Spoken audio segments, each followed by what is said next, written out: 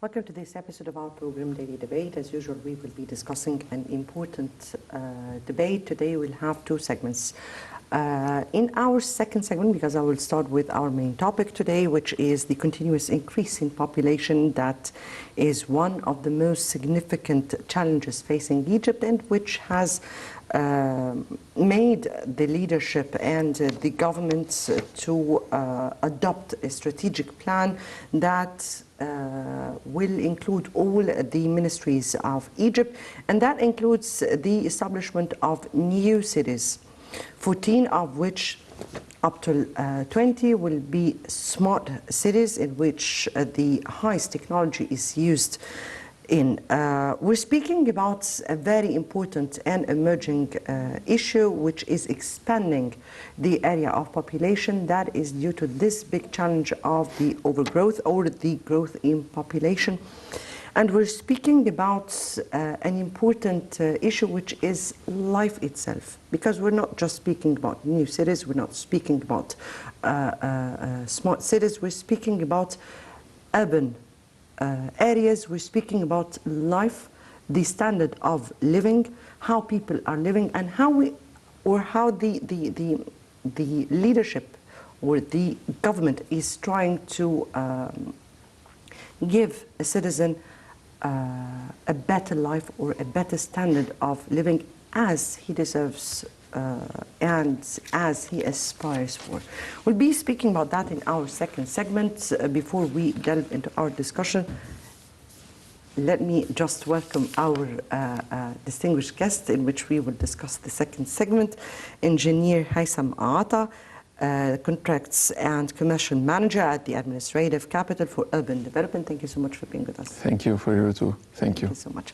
Before I delve into our discussion, let me first have the top story of the day. And the top story of the day was the President receiving his Tajik counterpart. And President Abdel Fattah al-Sisi has received his Tajik counterpart, Imam Ali Rahman, at the Al-Ittihadiyya Presidential Palace on Thursday to discuss boosting cooperation in security and fighting terrorism. The meeting also saw the signing of a number of memoranda of understanding in various fields, including agriculture, sports and education. The Tajik president's visit coincides with the 30th anniversary of Egypt's recognition of the independence of the Republic of Tajikistan. Egypt was the first Arab country to open an embassy for Tajikistan and has been boosting cooperation in several fields ever since. Definitely after this encounter between both leaders, there was a press conference that was held, followed by a number of signing of agreements. Before we start with any discussion, let's have this report and we'll come back for more discussion. President Abdel Fattah al-Sisi welcomed his visiting Tajikistan counterpart, Imam Ali Rahman, at Al-Ittihadiyya Presidential Palace, during which they discussed a number of regional and international issues of mutual concern, consult and exchange visions and views on various topics. The two leaders also discussed means of boosting bilateral relations and cooperation on all levels. After the meeting, the two heads of state held a press conference during which the president extended wishes for a fruitful outcome of the visit that comes within the framework of both countries' keenness to strengthen relations and cooperation between Egypt and Tajikistan in order to achieve common interests that contribute to the prosperity of both nations. The president said that the visit coincides with the 30th anniversary since Egypt recognized the independence of Tajikistan, in addition to the inauguration of diplomatic relations between the two countries. The president expressed appreciation for the keenness he felt from his Tajikistan counterpart to enhance bilateral cooperation and praised the depth of the Egyptian-Tajik relations, which have witnessed a quantum leap during the past years, stressing the importance of working to enhance the existing cooperation frameworks in a way that commensurate with the abilities and capabilities of both countries. The president said that they agreed to enhance coordination in the security field and exchange information and experiences between the two countries in the field of combating terrorism and organized crime as a global threat that threatens the whole world. The head of state revealed that they are also looking into the possibility of enhancing bilateral cooperation in the areas of irrigation development and maximizing the utilization of water resources, hydropower, mining, agriculture, tourism, health, and pharmaceutical manufacturing. President El-Sisi added that they also discussed ways to enhance consultation between the two countries' foreign ministries and agreed to follow up on the implementation of the positive results of the second session of the Joint Committee for Economic, Scientific, and Technical Cooperation, which was held in Cairo in November 2019. He noted that they discussed international and regional issues of common interest and exchanged prospects for coordination in all domains. Finally, the two leaders discussed Egypt's hosting and presiding the 27th session of the Conference of the Parties to the United Nations Framework Convention on Climate Change in November 2022, COP27, and affirmed their resolve to mobilize all efforts of the international community to make it a success in order to achieve a real leap in international action on climate. On his part, Tajik President Rahman expressed appreciation for the invitation of President El-Sisi to visit Egypt. He said that they have held an extended meeting on which they discussed a wide range of issues of common interest, of which both are in accordance with describing his visit as very fruitful, in which both leaders witnessed the signing a number of agreements that will illustrate the constructive frameworks that will serve the interests of both countries. He added that the agreements that were signed will enhance bilateral relations in the fields of trade, economy, scientific, humanitarian, and cultural aspects, adding that they are also agreed on the importance of increasing cooperation in the field of industry, investment, agricultural, pharmaceutical, transportation, and communication, and tourism, as well as increasing projects in the economic zones. The Tajik president also asserted on the importance of holding periodical meetings that will help extending bilateral cooperation and initiate the Egyptian Tajik Forum that will increase and coordinate collaboration in all fields. The two leaders witnessed the signing of a number of agreements and memoranda of understanding in different areas, particularly a friendship and cooperation agreement between South Sinai and the Tajik province of Khatloon.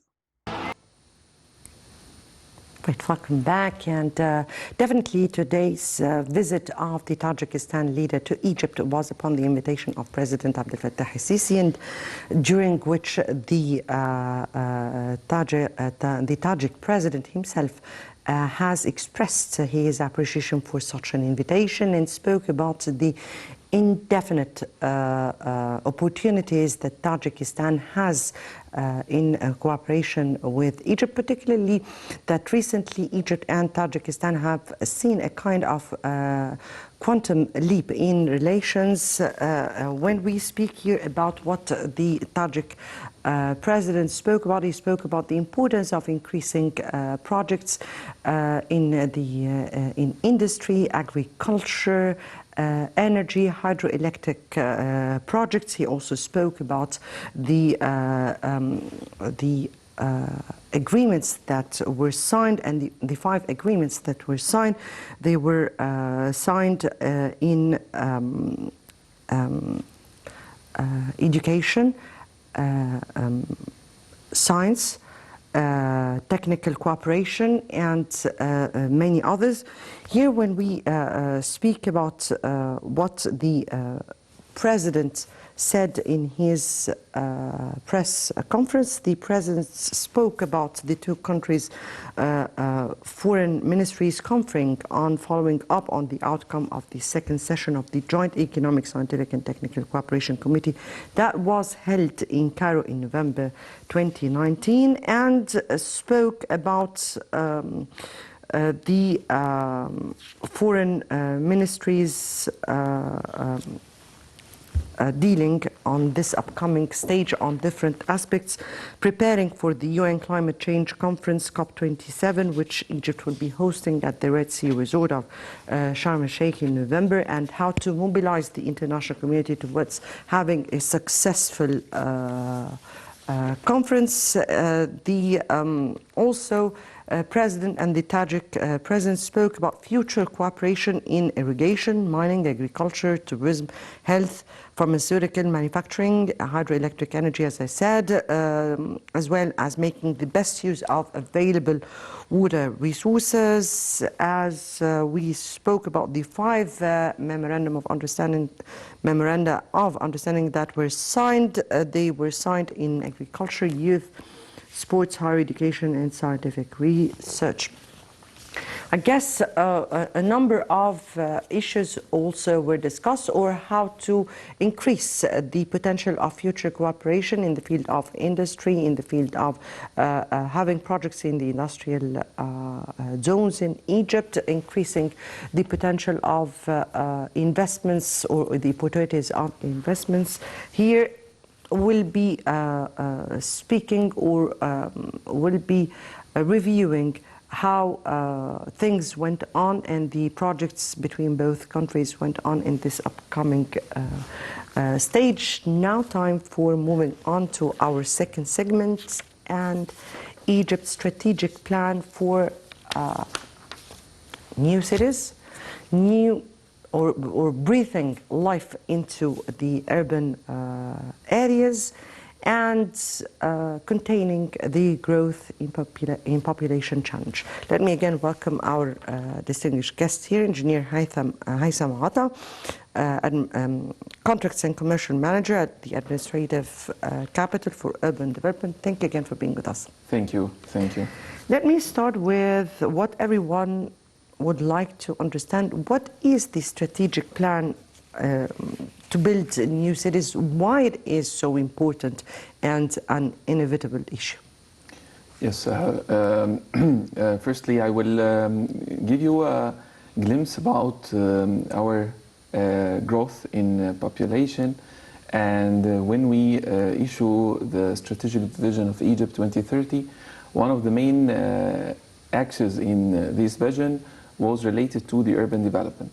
As you see that all over the years up to the 2011 or 2011, 2010, the percentage of the occupied land in Egypt, it's only around 4%. Yes. So we live on 4% and we leave around 96% of our land empty, desert, or not occupied land, not used. So our plan in Egypt 2030 is that we have to reach at least by 7% occupied, or more than 7% up to 10%. And this will translate or will apply to our concern why we are eager to build the new cities.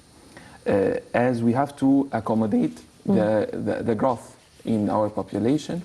As you see that the reports of our statistics issued by CapMass, that each year we increase by 2.5 million.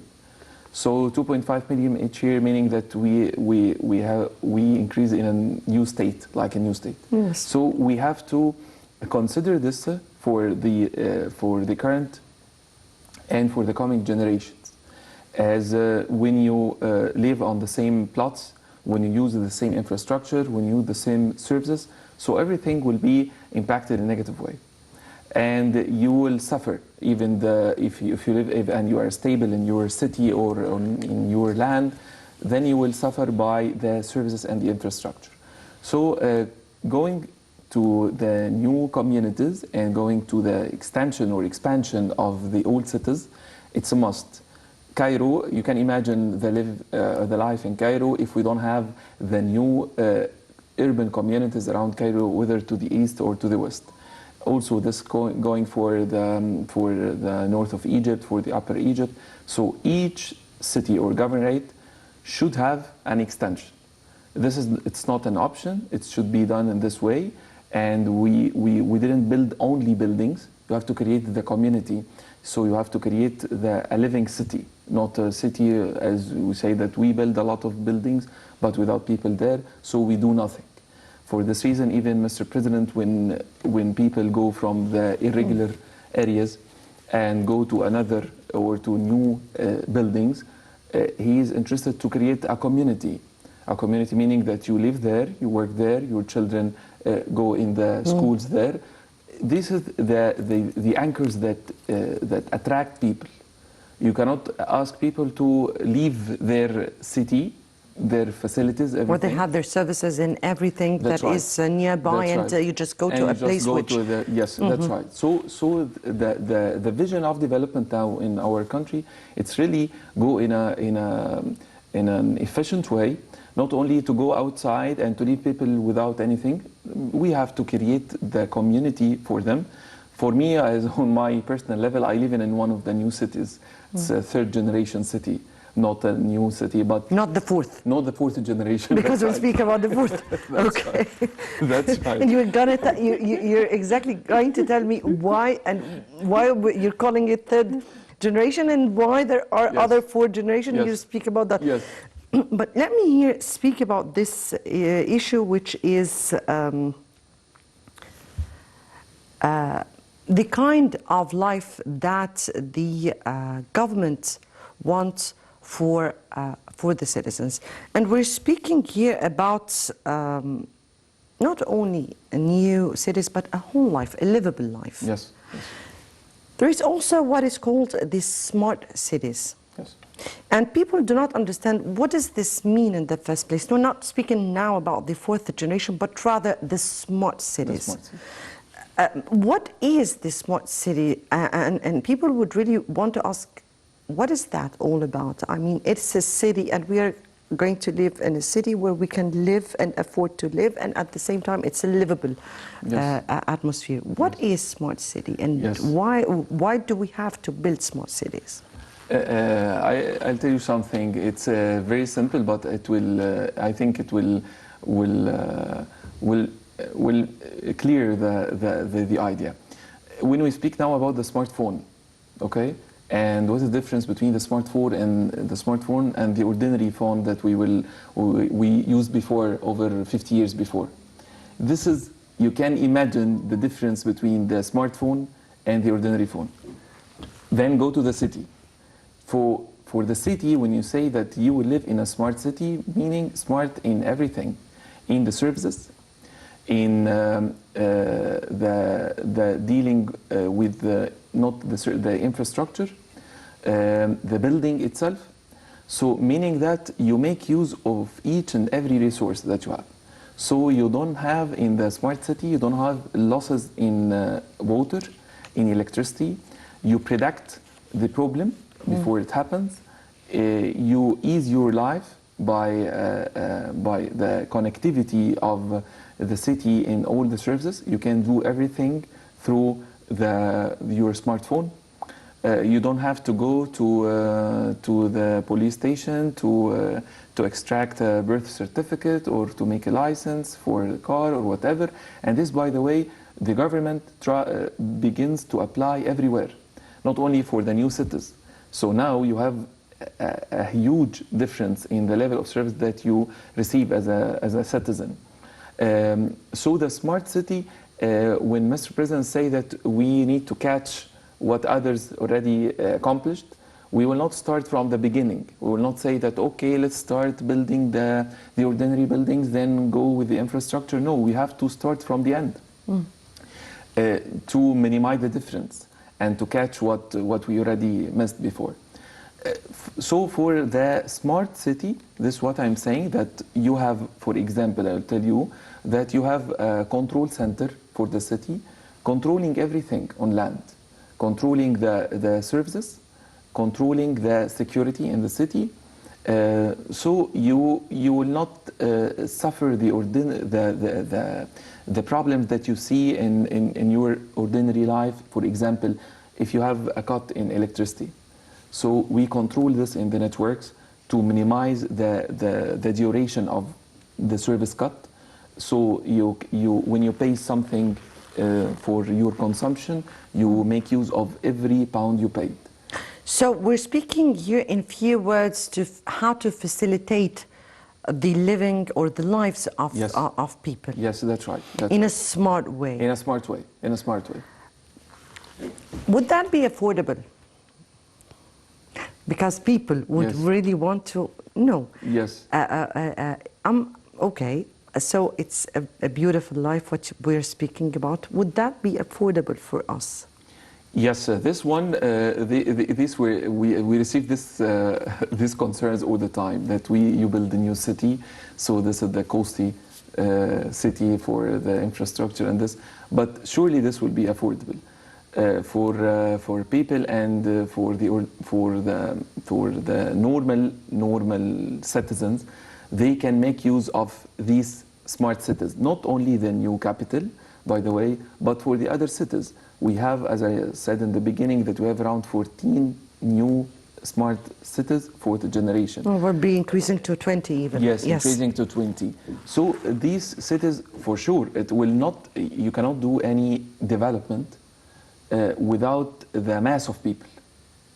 So if you say that I build a city for a specific type of people, of course, this will not help you. Will not engage people in your development.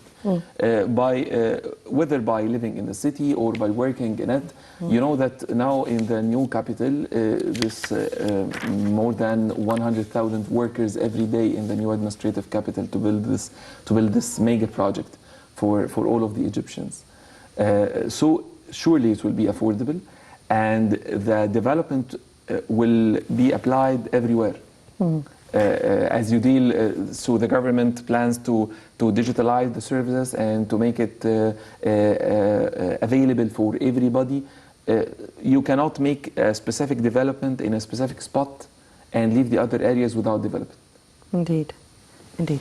Before we continue on with our discussion, let me take here this report. Egypt's faces overpopulation, plans to build 45 new cities. 20 of them would be smart, hopefully.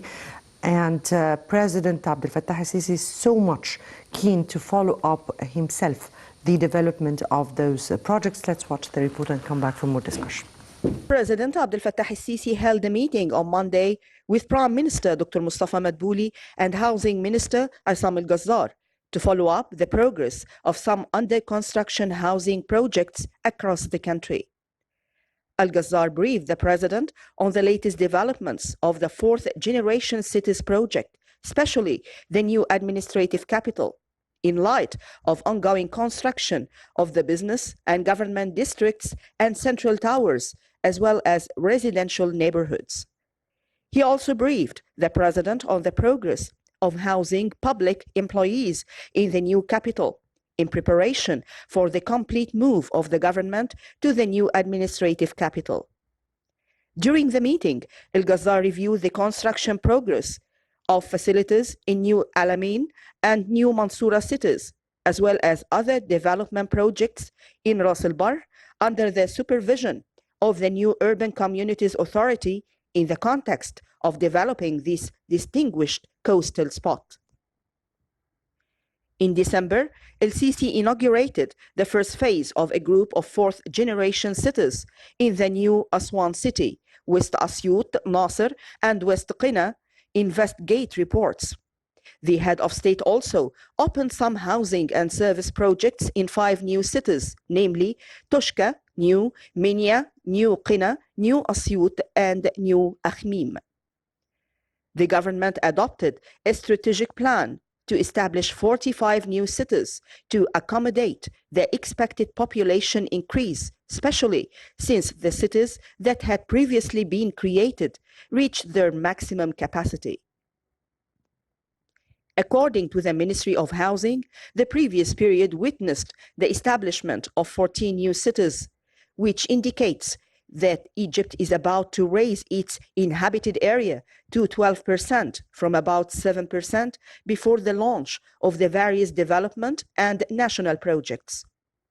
The goal is not only to construct new cities, but also to link them to the main axes and equip them with facilities to allow the citizens through their various initiatives to easily live and own property in those cities with an integrated vision which takes into account the achievement of all the goals of the sustainable development to build new cities capable of accommodating the expected population increase until the year 2052. The Prime Minister has also announced that the government is planning 20 new cities of the fourth generation on a total area of about 580,000 faddans, expected to accommodate about 30 million people, besides providing millions of jobs. Right, welcome back, and back to you, Engineer Haitham. And we were speaking about the new cities and this very urgent need for those cities to be built. Let me here ask you about how are we interconnecting those cities all together, particularly with the old cities as well, in a kind of a strategic plan for urban areas as well. Yes. Yes, this is the connectivity and the accessibility to the new communities. This is a very crucial thing in the development. For this reason, for example, for the new administrative capital is considered as the largest mega project now in Egypt and the largest city. We think about the connectivity of the city, let's say, in the planning phase. And this not happened before. Before, in the old trials for the new cities or the new capitals, before that was in President Sadat, we build the city outside Cairo, and then we find that people cannot go there. But for the new administrative capital, for example, we have two mega projects, even with the new administrative capital, in the transportation, which they are the monorail and the light rail train. So these two projects, or it's considered as clean, firstly, clean projects, that's using electricity, so this clean projects, friendly to the environment. And for this reason, we get support from outside to do this project and to implement it. For the monorail, this is connecting the new administrative capital to Cairo. We have, you see now, the line that started from Cairo Stadium going up to the new administrative capital, passing through Nasr City and the fifth settlement, going inside the new capital up to the governmental district. It's around 60 kilometers, and these projects will save a lot of time in the trip for citizens going there to the capital compared to the ordinary roads. And we have another connection to the city, which is called the light rail train. This is started from Adli Mansour station, which is the last station in the metro third line, going to Ismailia Road. This light rail train is about to be finished, and the trials now ongoing for the line already finished. The car is already there, and they are in the trials now. So this project will be finished prior to the end of this year. And this is the two unique projects that give the new capital a very big advantage compared to the other cities, or put the new capital in the first, let's say, priority in the development now. In addition to this, you see the huge development in the roads now in Egypt, and the corridors that built each month. We have access corridors, yes, highways, everywhere. Yes, everywhere. This is connecting the Cairo. Even when you go now from downtown to the fifth settlement, you spend less than 1 hour going through the corridors and the new access that opened. And the renaissance in the urban development, that now we need to go in this way. So we have to increase the road, but we find buildings and houses on side the road. So the government do this development in a very smart way. Not to say that we need this road in this way, so the houses will be demolished. No, there are social dialogue even with people. So if people, these houses will be demolished or will be transferred to another area, so people are compensated, whether by money or whether by new unit in new community. So this is the development. Not only to say that, okay, what we can do, we need a road in this way and we have buildings blocking the road. So we'll not stick. We have to do this. So people are being compensated in another, surely. And transmitted to other areas where, yes, in a social dialogue. Of course, this happened everywhere. Now you find people in Diopolis, you find before in the regional roads, and these regional roads going through the land, and we have to do this road in this way. The metro, when it's built in, for example, the 3rd and 4th line. So the Triangle of Maspero. Yes, the Triangle of Maspero beside us. This is the clear example. I'm running out of time, and I need to ask you about two important questions. First, presenting the new administrative capital to the world as this big new cities that we are supposed to be very proud of, an extension of the Greater Cairo, which is becoming the commercial capital. Yes. Let me here take this this example that we are presenting the whole. Yes. Now we are working in our company and in collaboration, of course, with the Ministry of Housing and under the auspices of Mr. Prime Minister and all the political management in Egypt to introduce the new capital in the United Nations as a sustainable city. As you know, that the sustainable goals, 17 sustainable goals, for the new capital, we're targeting 3 goals out of this related to creating new community and enhancing the life of people, and one of the goals also related to the overcoming or the poverty, not to be only by the ordinary ways of the government, by securing jobs for people. So these are the main axes or the main goals of the SDGs that we are working on it for the new capital, to put it in our agenda in the UN. We work on this, and of course we have the COP in this year in November. We try also to sports city, which yes, sports city, and we have clean energy in our city. One of our main regulations city to make use of rooftops of the buildings to put photovoltaic cells, solar cells, to generate electricity. Go green. Yes, to go green in this way, to gain investment from outside. So we introduce the new capital outside in a different way, not only for our people here inside to secure the jobs, to provide the houses, also to be ready for transfer of the government there, that the government, it's about 1 or 2 months that will be moved there. Our company moved already to our main premises in the new capital. We have already moved, so buildings already, and now we are in the final miles of moving the government and the cabinet and even diplomatic district. That's right. That's right. And making use of Mr. President Tajik, who was with Mr. President Sisi, by the way, as I told you, that this diplomatic district will host the embassies of states, and Tajik, they have one premises there inside the diplomatic unfortunately, I have to cut it here. You didn't tell me what's the difference between the 3 generation cities and the 4th, but we will do another episode in which you will tell me more about that. Engineer Haitham Atta, Contracts and Commercial Manager at the Administrative Capital for Urban Development. Thank you so much for being with us tonight. Thank you. And dear viewers, many thanks for watching. Next debate will be on Sunday, so until next Sunday, it's good night.